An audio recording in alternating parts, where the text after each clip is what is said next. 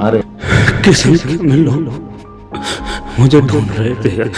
जीत के क्षणों में मैं उनके साथ सम्मिलित नहीं हो पाया किसी कारणवश। वो आपने बता ही दिया। ನೀಟ್ಗೂ ಮುಲ್ಲಾಗೂ ಏನ್ ಸಂಬಂಧ ಅಂತ ಒಬ್ಬ ಹೇಳ್ತಾನೆ, ಒಬ್ಬ ಯೋಗ್ಯ.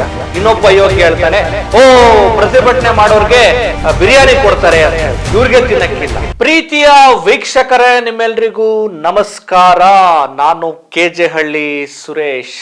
ಪ್ರಿಯ ಸ್ನೇಹಿತರೆ, ಈ ಮನುವಾದಿಗಳಿಗೆ, ಕೋಮುವಾದಿಗಳಿಗೆ ಅದೆಷ್ಟು ಬ್ಲಾಸ್ಟ್ ಆಗ್ಬಿಟ್ಟಿದ್ದಾರೆ ಈ ಯುವಕರ ಹೋರಾಟವನ್ನ ನೋಡಿ ಅಂತಂದ್ರೆ, ಒಂದು ಕಡೆ ಈ ಮನುವಾದಿಗಳು, ಕೋಮುವಾದಿಗಳು, ಅಂಧ ಭಕ್ತರು ಈ ಯುವಕರ ಹೋರಾಟವನ್ನ ನೋಡಿ ರೊಚ್ಚಿಗೆದ್ದು ಬಾಯಿಗೆ ಬಂದಂಗೆ ಬೊಗಳ್ತಾ ಇದ್ದಾರೆ. ಇನ್ನೊಂದು ಕಡೆ ಒಳಗೊಳಗೆ ಹತಾಶರಾಗಿರುವ ಯುವಕರು ನಮ್ಮನ್ನ ಮಣಿಸ್ಬಿಟ್ರಲ್ಲ, ಯುವಕರು ನಮ್ಮ ಬುಡಕ್ಕೆ, ನಮ್ಮ ಹಂಡುಗಳಿಗೆ ಬರೆ ಎಳೆದು ಬಿಟ್ರಲ್ಲ, ಹೋರಾಟದ ಬರೆ ಅಂತೇಳಿ ಆಕ್ರೋಶಗೊಂಡಿರುವ ಮೋದಿ ಸರ್ಕಾರ ಈ ಯುವಕರ, ಈ ಜಂಜಿಗಳ, ಏನು ಕಾಕ್ರೋಚ್ಗಳ, ಒಟ್ಟು ಈ ಎಲ್ಲ ಯುವಕರ ಹೋರಾಟದ ನಂತರ ಟಾರ್ಗೆಟ್ ಮಾಡಿ ಅವರಿಗೆ ತೊಂದರೆ ಕೊಡೋ ಕೆಲಸವನ್ನ ಮಾಡ್ತಾ ಇದೆ. ಇನ್ನೊಂದು ಕಡೆ ಈ ಅಂಧ ಭಕ್ತರ ಗುಂಪು, ಅಂಧ ಭಕ್ತರ ನಾಯಕರುಗಳು ಯುವಕರ ಬಗ್ಗೆ, ಹೋರಾಟಗಾರರ ಬಗ್ಗೆ, ಅದರಲ್ಲೂ ಮುಸ್ಲಿಂ ಸಮುದಾಯದ ಯುವಕರ ಬಗ್ಗೆ ಬಾಯಿಗೆ ಬಂದ ಹಾಗೆ ಬೊಗಳ್ತಾ ಇದ್ದಾರೆ. ಸ್ನೇಹಿತರೆ, ನಾನೀಗ ಮಾತಾಡಕ್ಕೆ ಹೊರಟಿರೋದು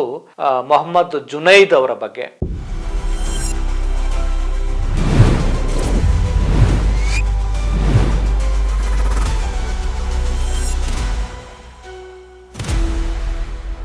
ಒಳ್ಳೆ ಕೆಲಸವನ್ನ ಯಾರೇ ಮಾಡಲಿ, ಒಳ್ಳೆ ಕೆಲಸಕ್ಕೆ ಯಾರೇ ಸಪೋರ್ಟ್ ಮಾಡಲಿ, ಅದನ್ನ ಮುಕ್ತ ಕಂಠದಿಂದ, ತುಂಬು ಹೃದಯದಿಂದ ಅಭಿನಂದಿಸಬೇಕು.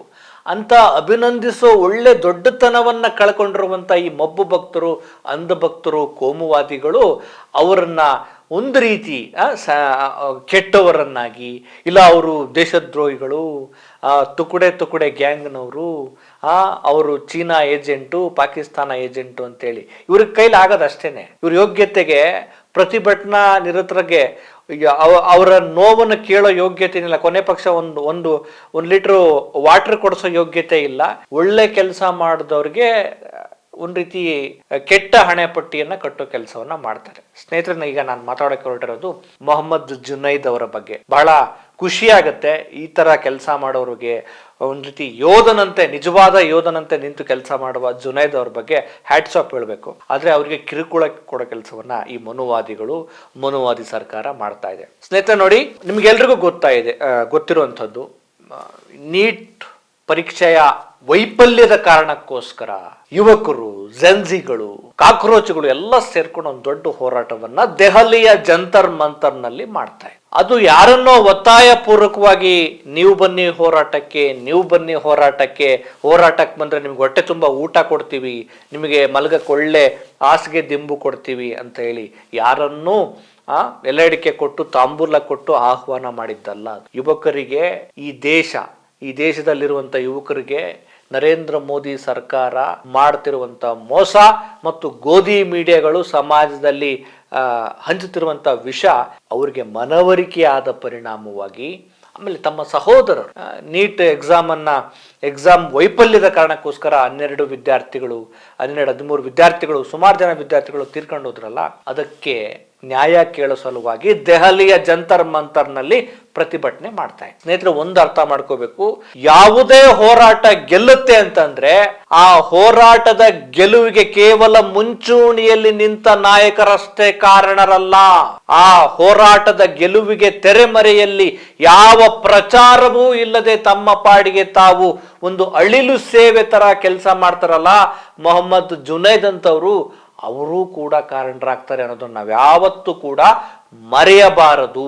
ನೋಡಿ, ಈ ದೆಹಲಿಯ ಜಂತರ್ ಮಂತರ್ನಲ್ಲಿ ಮೋದಿ ಸರ್ಕಾರದ ಪರೀಕ್ಷಾ ವೈಫಲ್ಯವನ್ನ ಖಂಡಿಸಿ ರೊಚ್ಚಿಗೆದ್ದಂತ ವಿದ್ಯಾರ್ಥಿಗಳು, ಯುವಕರು ಪ್ರೊಟೆಸ್ಟ್ ಅನ್ನ ಮಾಡ್ತಾ ಇರ್ತಾರೆ.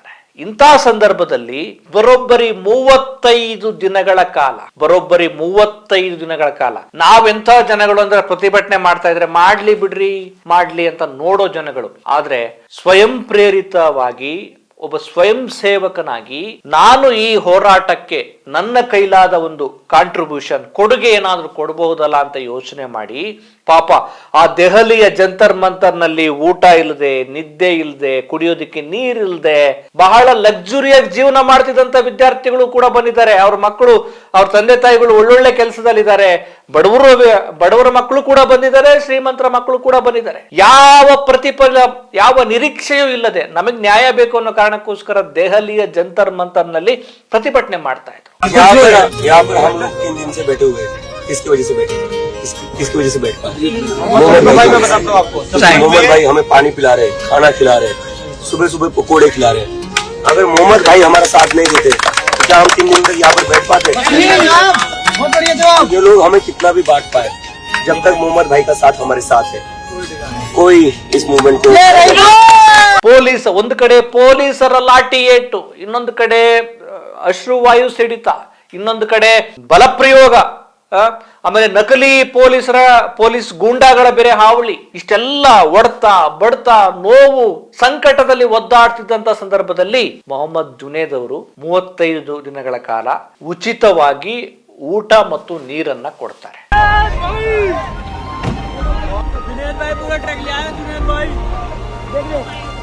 जुनेद भाई को आप जानते होंगे, पूरा ट्रक लेके आ गए।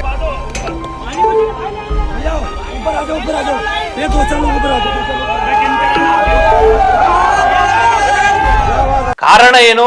ನನ್ನ ಕೈಲಿ ಈ ಒಂದು ಪ್ರತಿಭಟನೆ ಅಂದ್ರೆ ಒಳ್ಳೆ ಕೆಲಸ ಈ ದೇಶದ ಯುವಕರಿಗೆ ಮೋದಿ ಸರ್ಕಾರ ಮಾಡ್ತಿರುವಂತಹ ಮೋಸದ ವಿರುದ್ಧವಾಗಿ ಹೋರಾಟ ಮಾಡೋ ಸಂದರ್ಭದಲ್ಲಿ ನಾನು ಆ ಯುವಕರಿಗೆ ನನ್ನ ಕೈಲಾದಷ್ಟು ಸಹಾಯ ಮಾಡ್ತೇನೆ, ಊಟ ಕೊಡ್ತೇನೆ, ನೀರು ಕೊಡ್ತೇನೆ. ಕೊನೆ ಪಕ್ಷ ಅವ್ರು ನೀರು ಕುಡ್ದಾದ್ರೂ ಚೈತನ್ಯವನ್ನ ಪಡೆದುಕೊಳ್ಳಿ, ಸ್ವಲ್ಪ ಊಟ ಮಾಡಿ ಚೈತನ್ಯವನ್ನ ಪಡೆದುಕೊಳ್ಳಿ. ಎಲ್ಲಾ ಯುವಕರಿಗೆ ಅಲ್ಲ, ಎಷ್ಟು ಯುವಕರಿಗೆ ಕೊಡೋದಕ್ಕೆ ಸಾಧ್ಯ ಆಗುತ್ತೋ, ಎಷ್ಟು ಜನಕ್ಕೆ ಊಟ ಕೊಡೋಕೆ ಸಾಧ್ಯ ಆಗುತ್ತೋ ಅಷ್ಟು ಊಟವನ್ನು ನಾನು ಕೊಡಬಲ್ಲೆ ಅಂತೇಳಿ ಕಂಟಿನ್ಯೂಯಸ್ ಆಗಿ 31 ದಿನ ಊಟ ನೀರು ಕೊಟ್ಟ ಮೊಹಮ್ಮದ್ ಜುನೇದ್ ಒಬ್ಬ ಒಳ್ಳೆ ಯೋಧ ಅಲ್ವಾ, ಒಬ್ಬ ಒಳ್ಳೆ ಪ್ರೀತಿ ತುಂಬಿದ ಮನುಷ್ಯ ಅಲ್ವಾ? ಆ ಕೆಲಸವನ್ನ ಮಾಡ್ತಾರೆ. ಮತ್ತೆ ಮೊಹಮ್ಮದ್ ಜುನೇದ್ ಎಲ್ಲೂ ಕೂಡ ನಾವು ಗೊತ್ತಲ್ವಾ, ಬರೀ 10 ರೂಪಾಯಿ ಕೊಟ್ರೆ ಒಂದು ಸೆಲ್ಫಿ ತಗೊಂಡ್ಬಿಟ್ಟು ನೋಡಿ 10 ರೂಪಾಯಿ ಕೊಟ್ಟಿದ್ದೀನಿ ಅಂತೇಳಿ ದೊಡ್ಡದಾಗೇನೋ ಸಹಾಯ ಮಾಡಿದೀನಿ ಅಂತೇಳಿ ಬಿಲ್ಡಪ್ ತಗೊಳ್ಳೋ ವ್ಯವಸ್ಥೆ ನಡುವೆ ತನಗಿರೋ ಸ್ವಲ್ಪ ದುಡ್ಡಲ್ಲಿ ಏನೋ ಒಂದು ಸಹಾಯ ಮಾಡಿದ್ದಾರೆ. ಅದು ಅವ್ರ ಆತ್ಮತೃಪ್ತಿ.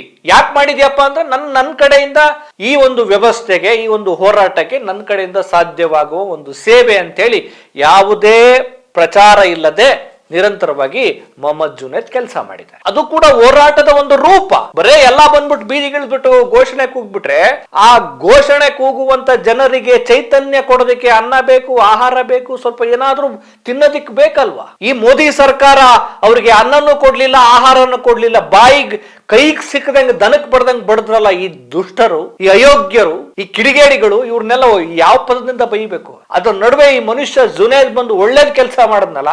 ಈ ಮನುವಾದಿಗಳು, ಈ ಕೋಮುಕರ್ಮಿಗಳು ಹೇಳಿದ್ದೇನ್ ಗೊತ್ತಾ ಅವನಿಗೆ?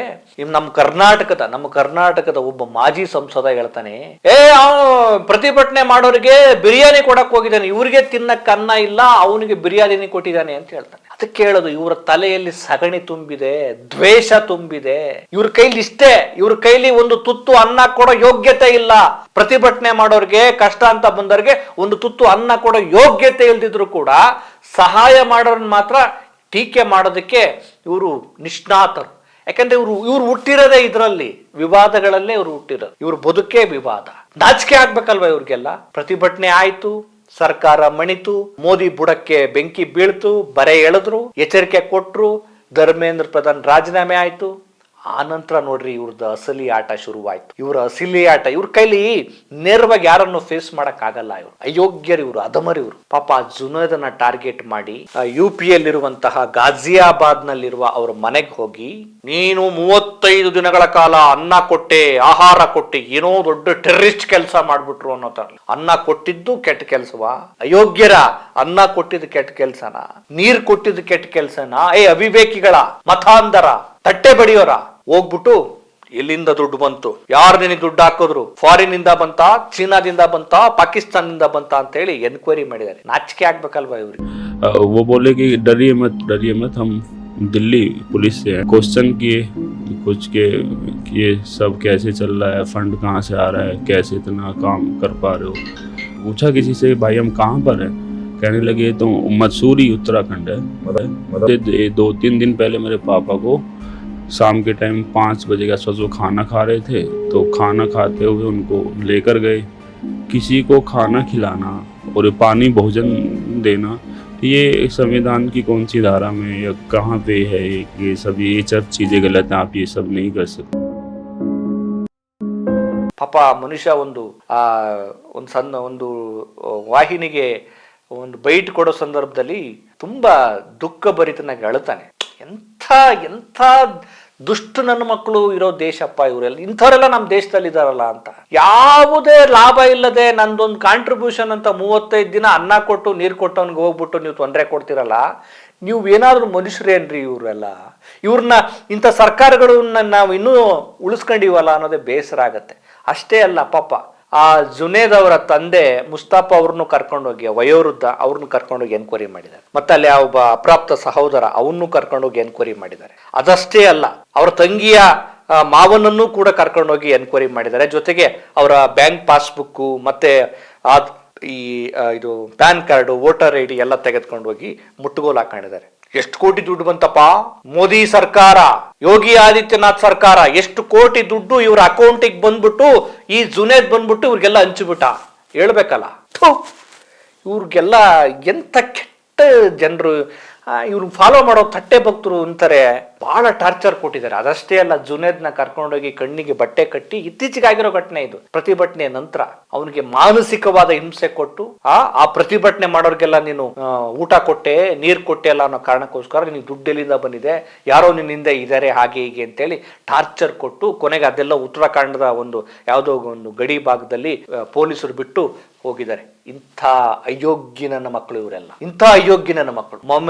ಮೊಹಮ್ಮದ್ ಜುನೇದ್ ತನ್ನ ಹೋರಾಟವನ್ನ ಬಿಟ್ಟಿಲ್ಲ. ನಾನು ನ್ಯಾಯದ ಪರವಾಗಿದ್ದೇನೆ, ಸತ್ಯದ ಪರವಾಗಿದ್ದೇನೆ, ಒಳ್ಳೆ ಹೋರಾಟಕ್ಕೆ ಬೆಂಬಲ ಕೊಟ್ಟಿದ್ದೇನೆ ಅಷ್ಟೇ. ಇದರಲ್ಲಿ ಯಾವ ದುರುದ್ದೇಶವೂ ಇಲ್ಲ. ನಾನು ನನ್ನ ಕುಟುಂಬ ಸುಪ್ರೀಂ ಕೋರ್ಟ್ ನಲ್ಲಿ ಈ ಪೊಲೀಸರ ದೌರ್ಜನ್ಯದ ವಿರುದ್ಧ ನಾನು ಹೋರಾಟ ಮಾಡ್ತೀನಿ ಅಂತ ಹೇಳಿದ್ದಾರೆ. ನಮ್ಮ ಕರ್ನಾಟಕದಲ್ಲಿ ಒಂದಷ್ಟು ಅಯೋಗ್ಯರು ಮಾತಾಡ್ತಿದಾರಲ್ಲ ಈಗ, ಎದೆ ಸೀಳಿದ್ರೆ 3 ಅಕ್ಷರ ಇಲ್ಲ, ನೀಟ್ಗೂ ಮುಲ್ಲಾಗೂ ಏನ್ ಸಂಬಂಧ ಅಂತ ಒಬ್ಬ ಹೇಳ್ತಾನೆ, ಒಬ್ಬ ಅಯೋಗ್ಯ. ಇನ್ನೊಬ್ಬ ಅಯೋಗ್ಯ ಹೇಳ್ತಾನೆ, ಓ ಪ್ರತಿಭಟನೆ ಮಾಡೋರ್ಗೆ ಬಿರಿಯಾನಿ ಕೊಡ್ತಾರೆ ಅಂತ ಹೇಳ್ತಾರೆ. ಇವ್ರಿಗೆ ತಿನ್ನಕ್ಕಿಲ್ಲ. ನಿನ್ನಂತ 1,00,000 ಜನ ಬಂದ್ರು ಕೂಡ ಊಟ ಕೊಡುವಷ್ಟು ಯೋಗ್ಯತೆ ಅವ್ರಿಗಿದೆ. ಮೊದಲು ನಿಮ್ಮಗಳ ಕತೆ ನೋಡ್ಕೊಳ್ಳಿ. ಸಗಣಿ ತಿನ್ನೋದ್ ಬಿಟ್ಟು, ಸಗಣಿಯನ್ನ ತಲೆಯಲ್ಲಿ ಇಟ್ಕೊಳ್ಳೋದನ್ನ ಬಿಟ್ಟು ಮನುಷ್ಯರಾಗಿ ಅನ್ನ ತಿನ್ನೋ ಯೋಚನೆ ಮಾಡಿದ್ರೆ ಒಳ್ಳೆ ಯೋಚನೆಗಳು ಬರ್ತವೆ. ತಲೆ ತುಂಬಾ ಬರೀ ಸಗಣಿಯನ್ನು ಇಟ್ಕೊಂಡ್ರೆ ಬರೀ ಮತಾಂಧ ಯೋಚನೆಗಳು, ಬೆಂಕಿ ಇಡೋ ಯೋಚನೆಗಳು, ಬೆಂಕಿ ಕೊಡೋ ಭಾಷಣಗಳು, ಸಮಾಜದಲ್ಲಿ ಅಶಾಂತಿ ಕ್ರಿಯೇಟ್ ಮಾಡೋದು, ಬಾಯಿ ಬಿಟ್ರೆ ಮುಸ್ಲಿಮರನ್ನ ಬೈಯೋದು, ಒಳ್ಳೆ ವಿಚಾರಗಳು ಬರಲ್ಲೇನ್ರಿ ನಿಮ್ ತಲೆಯಲ್ಲಿ? ಒಳ್ಳೆ ವಿಚಾರಗಳಿಲ್ವಾ? ಬರೀ ಕೋಮು ಸೌಹಾರ್ದಕ್ಕೆ ಧಕ್ಕೆ ತರೋ ವಿಚಾರಗಳೇನ? ನಿಮ್ ಯೋಗ್ಯತೆಗೆ ಒಳ್ಳೆ ಕೆಲಸ ಮಾಡಿ ಪ್ರಶಸ್ತಿ ತಗೊಳ್ಳಿ, ಹೊಗಳಿಸ್ಕೊಳ್ಳಿ. ಬಾಯ್ ಬಿಟ್ರೆ ಬೆಂಕಿ, ಬಾಯ್ ಬಿಟ್ರೆ ಬೆಂಕಿ. ಇನ್ನು ಪಾಪ ಜುನೇದನ್ನು ಕೂಡ ಟಾರ್ಗೆಟ್ ಮಾಡಿ ಇಷ್ಟು ಕೆಟ್ಟದಲ್ಲಿ ನಡ್ಸ್ಕೊಂಡ್ರಲ್ಲ ಈ ದೇಶದ ಜನ. ಈ ದೇಶದ ಜನ ಅಂದ್ರೆ ಈ ಮಬ್ಬು ಜನ, ಈ ಕೆಟ್ಟ ಜನಗಳು. ಆದ್ರೆ ಅವರ ಪರವಾಗಿ ಈ ದೇಶದ ಜನ ಇದ್ದಾರೆ. ಮೊಹಮ್ಮದ್ ಜುನೇದ್ ಮುಸ್ಲಿಮೇ ಆಗಿರ್ಲಿ ಅಥವಾ ಹಿಂದೂನೇ ಆಗಿರ್ಲಿ, ಅವ್ನು ಯಾರೇ ಆಗಿರ್ಲಿ, ಎಲ್ಲದಕ್ಕಿಂತ ಮುಖ್ಯವಾಗಿ ನಮಗೆ ಕಾಣೋದು ಅವನ ಗಡ್ಡ ಕಾಣಲ್ಲ, ಅವನ ಟೋಪಿ ಕಾಣಲ್ಲ, ಅವನು ಮಾಡಿದ ನಿಸ್ವಾರ್ಥ ಸೇವೆ ನಮಗೆ ಕಾಣುತ್ತೆ. ಆದ್ರೆ ಇವರಿಗೆ ಕಾಣೋದು, ಈ ಮಬ್ಬು ಭಕ್ತರಿಗೆ, ಈ ತಟ್ಟೆ ಹುಡುಗರಿಗೆ, ಈ ಕೋಮುವಾದಿಗಳಿಗೆ ಕಾಣೋದೇನು ಅಂದ್ರೆ ಅವನ್ ಗಡ್ಡ, ಅವನ್ ಟೋಪಿ, ಅವ್ನು ಮಾಡಿದ ಒಳ್ಳೆ ಕೆಲಸ ಕಾಣಲ್ಲ. ಇವರೆಲ್ಲ ಬಹಳ ಒಳ್ಳೆಯವರ. ಪ್ರತಿನಿತ್ಯವೂ ಕೂಡ ಸಮಾಜದಲ್ಲಿ ಬೆಂಕಿ ಹಚ್ಚೋ ಕೆಲಸವನ್ನ, ಅಸಮಾನತೆ ಉಂಟು ಮಾಡೋ ಕೆಲಸವನ್ನ, ಜಾತಿಗಳ ನಡುವೆ ಗಲಭೆ ಉಂಟು ಮಾಡೋ ಕೆಲಸವನ್ನ ಮಾಡ್ತಾರಲ್ಲ, ಇವರು ಈ ದೇಶದ, ಈ ರಾಜ್ಯದ ಭಯೋತ್ಪಾದಕರು. ಇಂಥವ್ರನ್ನ ಇಟ್ಕೊಂಡು ಮದ್ದು ಒಳಗಡೆ ತಳ್ಳಬೇಕು. ಪಾಪ ಜುನೇದನ್ಗೆ ಟಾರ್ಚರ್ ಕೊಟ್ಟಿದ್ದಾರೆ. ಸ್ನೇಹಿತರೆ, ಇಂಥ ಮನುಷ್ಯರು ಈ ದೇಶದ ತುಂಬಾ ಇದ್ದಾರೆ. ಅಂತವ್ರನ್ನ ನಾವು ಹುಡುಕಿ ಮಾತಾಡಬೇಕು. ಜುನೇದ್ ಅಂತವ್ರು ಎದೆಗುಂದದ್ ಬೇಕಾಗಿಲ್ಲ. ತಾವು ಸತ್ಯದ ಪರವಾಗಿದ್ದೀರಿ, ಒಳ್ಳೆ ಕೆಲಸ ಮಾಡಿದಿರಿ, ನಿಮ್ಮ ಜೊತೆ ಇಡೀ ದೇಶ ಇದೆ, ನೀವು ಗೋ ಹೆಡ್ ಮುಂದುವರಿಯಿರಿ. ಇಂಥ ದೇಶದ್ರೋಹಿಗಳು, ಕೋಮುವಾದಿಗಳ ಈ ಉಪಟಳಕ್ಕೆ ನೀವು ಎದೆಗುಂದಬೇಡಿ. ನೀವು ಧೈರ್ಯವಾಗಿರಿ. ನಿಮ್ಮ ಜೊತೆ ಭಾರತ ಇದೆ, ಕರ್ನಾಟಕ ಇದೆ. ಸ್ನೇಹಿತರೆ, ನಾವು ಈ ಎಚ್ಚರವನ್ನ, ಈ ಪ್ರಜ್ಞೆಯನ್ನು ರೂಢಿಸ್ಕೊಳ್ಳದೆ ಇದ್ರೆ, ಈಗ ನೋಡಿ, ಇಷ್ಟು ದಿನ ಇವರ ದುರಾಡಳಿತದ ವಿರುದ್ಧ ಹೋರಾಟ ಮಾಡ್ತಿದ್ವಿ. ಈಗ ಹೋರಾಟ ಮಾಡ್ಬೇಕಾಗಿರೋದು ಏನ್ ಗೊತ್ತಾ? ಈ ಕೋಮುವಾದಿಗಳ ಈ ದ್ವೇಷ ಭಾಷಣದ ವಿರುದ್ಧ ಹೋರಾಟ ಮಾಡ್ಬೇಕು. ಯಾವನ್ನಾದ್ರೂ ಮೈಕ್ ಹಿಡ್ಕೊಂಡು ಬೆಂಕಿ ಹಚ್ಚೋ ಭಾಷಣ ಮಾಡಿದ್ರೆ ಅಲ್ಲೇ ಡ್ರಾ, ಅಲ್ಲೇ ಬಹುಮಾನ. ಇವ್ರ ಕಪಾಳ ಕೊಡಿಬೇಕು. ಪೊಲೀಸ್ ಅವ್ರನ್ನ ಕರೆಸ್ಬೇಕು. ನೋಡ್ರಿ, ಇವ್ರು ಭಾಷಣ ಮಾಡ್ತಿದ್ದಾರೆ, ಮಾಡಿದ್ದಾರೆ, ಅಲ್ಲಿ ರೆಡಿಯಾಗಿ ಇವ್ರು ಕೋಮು ಭಾಷಣ ಮಾಡ್ತಾರೆ, ಬೆಂಕಿ ಹಚ್ಚೋ ಕೆಲಸ ಮಾಡ್ತಾರೆ ಅಂತೇಳಿ ಅಲ್ಲೇ ಸ್ಥಳದಲ್ಲೇ FIR ಮಾಡಿಸ್ಬಿಟ್ಟು ಇವ್ರನ್ನ ಕೋರ್ಟ್ ಕಳಿಸ್ಬಿಟ್ಟು ಕೊನೆಗೆ ಚಾರ್ಜ್ ಶೀಟ್ ಹಾಕ್ಬಿಟ್ಟು ಇವ್ರನ್ನ ಜೈಲಿಗೆ ಕಳಿಸ್ಬೇಕು. ಯಾವನ್ ಎಲ್ಲೆಲ್ಲಿ ದ್ವೇಷ ಭಾಷಣ ಮಾಡ್ತಾನೆ ಅಲ್ಲೇ FIR ಹಾಕ್ಬಿಟ್ಟು ಅಲ್ಲೇ ಜೈಲಿಗೆ ಕಳಿಸ್ಬೇಕು, ಅಲ್ಲೇ ಕಾನೂನು ಕ್ರಮ ತೆಗೆದುಕೊಳ್ಳೋ ಕೆಲಸಗಳನ್ನ ಮಾಡಿಸ್ಬೇಕು. ಇದನ್ನ ಜನ್ಸಿಗಳು ಮತ್ತೆ ಯುವಕರು ಸ್ವಲ್ಪ ಸೂಕ್ಷ್ಮವಾಗಿ ಗಮನಿಸಬೇಕು. ಇಲ್ಲ ಅಂದ್ರೆ ಏನ್ ಮಾಡ್ತಾರೆ ಅಂದ್ರೆ ಇವ್ರು ಮೈಕ್ ಸಿಕ್ಕರೆ ಸಾಕು ಬೆಂಕಿ ಹಚ್ಚಕ್ಕೆ ಶುರು ಮಾಡ್ತಾರೆ. ಈ ವಿಚಾರದಲ್ಲಿ ಜನ್ಸಿಗಳು ಅಲರ್ಟ್ ಆಗ್ಬೇಕು, ಯುವಕರು ಅಲರ್ಟ್ ಆಗ್ಬೇಕು. ಆಗ ಇವರು ಸ್ವಲ್ಪ ಮಾತನಾಡುವಾಗ ಯೋಚನೆ ಮಾಡ್ತಾರೆ, ಯುವಕರು ಇದಾರ ಇಲ್ಲ ಅಂತ. ಇಲ್ಲಾಂದ್ರೆ ಬಂದ್ರೆ ಕಪಾಳ ಕೊಡ್ಬಿಟ್ರೆ ಅಥವಾ ಪೊಲೀಸ್ನವ್ರು ಬಂದು FIR ಹಾಕ್ಬಿಟ್ಟು ನಮ್ಗೆ ಕರ್ಕೊಂಡು ಹೋಗ್ಬಿಟ್ರೆ ಅನ್ನೋ ಭಯ ಇರುತ್ತೆ. ಏನಂತೀರಿ? ಜುನೇದ್ ಅವರ ಈ ನಿಸ್ವಾರ್ಥ ಸೇವೆಗೆ ನಮ್ಮೆಲ್ಲರ ಒಂದು ಶುಭ ಹಾರೈಕೆ ಇರಲಿ. ಯಾರೇ ಆಗ್ಲಿ, ಒಳ್ಳೆ ಕೆಲಸ ನಡೀತಿದೆ, ಒಳ್ಳೆ ಹೋರಾಟ ನಡೀತಿದೆ ಅಂದಾಗ ನಾವೆಲ್ಲ ಒಗ್ಗೂಡಿದಾಗ ಆ ಒಗ್ಗೂಡಿ ನಾವು ಮಾಡೋ ಒಳ್ಳೆ ಕೆಲಸಕ್ಕೆ ಜಯ ಸಿಕ್ಕೇ ಸಿಗುತ್ತೆ. ನಮಸ್ಕಾರ.